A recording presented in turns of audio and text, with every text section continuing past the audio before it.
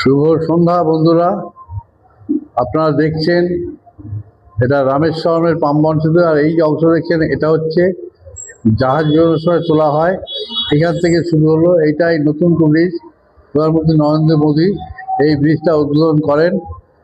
এইটা ব্রিটিশ আমলে এটা একটা পরিকল্পনা হয় যে ব্রিটিশরা শিলংয়ের সঙ্গে ব্যবসা করার জন্য তখন তারা চিন্তা করলো যে ব্যবসা করার জন্য এটা এখানে সেতু একটা করার দরকার শ্রীলঙ্কার এই দ্বীপের সঙ্গে, মানে সরি এই রামেশ্বরম দ্বীপের সঙ্গে একটা সেতু করার দরকার আছে।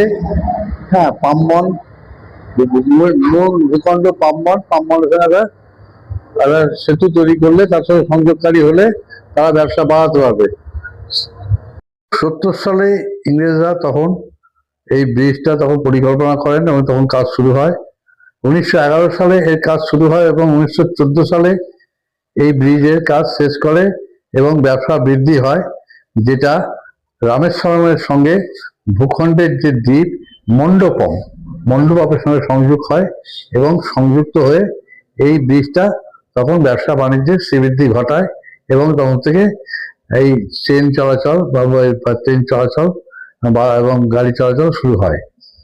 এই যে সামনে যেটা দেখছেন এই ব্রিজের মাঝখানটা, এই অংশটাকে যখন জাহাজ যায়, যাতে জাহাজে করে ব্যবসা করে সেই জাহাজটাকে এই ব্রিজটা তুলে দেওয়া হয় এবং জাহাজটা এখান থেকে অনায়াসে পার হয়ে যায়। তো এরপরে ব্রিজটা খারাপ হওয়ার দরুন অনেকবারই ব্রিজটাকে রিপেয়ারিং করা হয়েছে।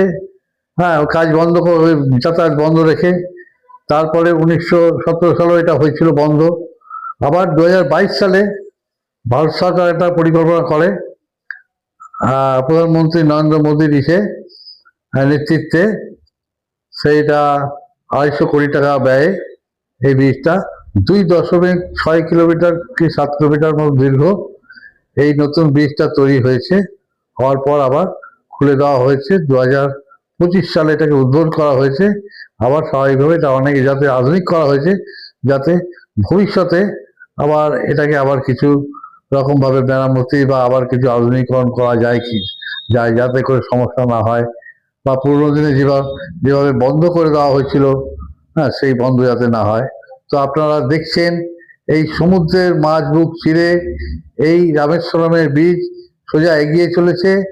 আমি ট্রেনের থেকে এই ভিডিওটা করেছি, হ্যাঁ, যতদূর পেরেছি ভালো করে তোলার জন্য।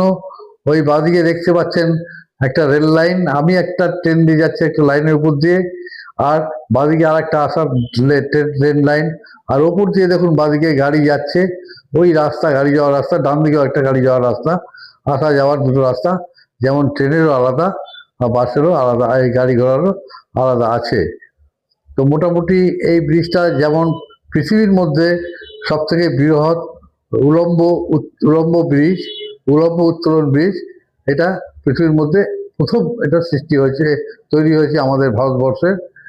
এবং এই ভারতবর্ষের এই গৌরব এবং আমরা গৌরবান্বিত আমরা ভারতবাসীরা।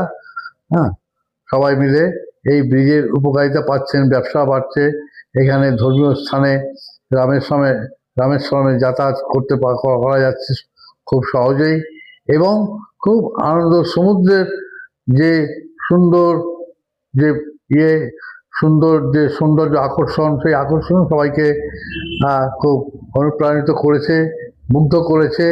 এবং সবাই ভালো থাকবেন, এবং এই ভিডিওটা দয়া করে ভালো লাগলে লাইক করবেন, শেয়ার করবেন, সাবস্ক্রাইব করবেন, এবং ডান দিকের আইকনটা টিপে দিয়ে যাতে আগামী ভিডিও আপনারা পান, হ্যাঁ, সেই আইকনটা টিপে দেবেন।